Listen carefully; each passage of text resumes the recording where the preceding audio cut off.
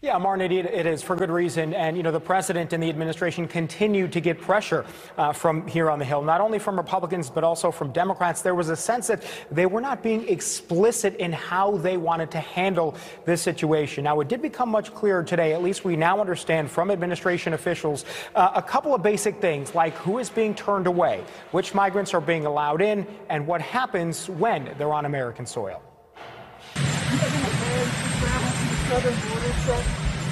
Not at the moment. No immediate plans for President Biden to visit the southern border.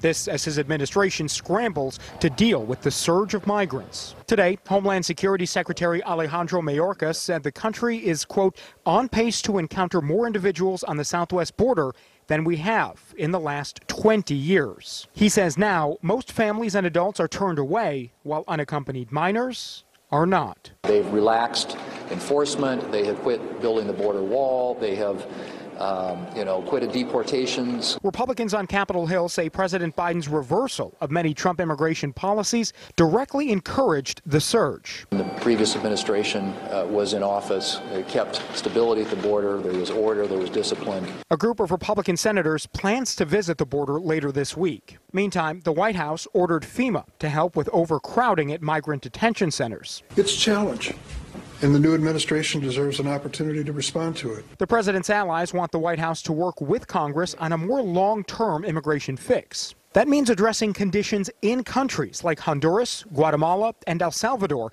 driving migrants to a desperate journey north. It's spilling out not just to the United States, but to Mexico, to other countries. And it's not fair to us, but it's not fair to the poor people to be born in a country that's completely ungovernable. Congresswoman Zoe Lofgren sponsored one of two immigration bills expected to pass the House this week. But Congress has struggled for decades to agree on an overhaul of immigration laws, and this year is no different. A deal may be hard to reach. Are you able to do that in a comprehensive package, or is that going to have to be done piecemeal? Well, I would like you look. My strongest desire is to pass comprehensive immigration reform. I've felt that way since 2013 when the House blocked it, and we'll do everything we can to explore that area.